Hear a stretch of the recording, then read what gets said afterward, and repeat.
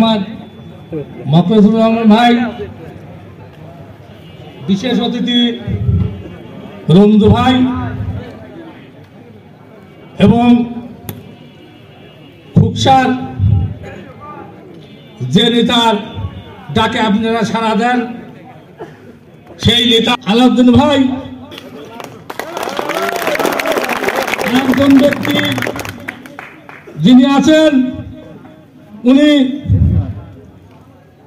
প্রত্যেকেরই মুরব্বী এবং আমার চাচা বাদু মুন্সি, এবং এখানে বীর মুক্তিযোদ্ধা আলাউদ্দিন খানের একমাত্র ছেলে ভাতিজা সুমন, এখানে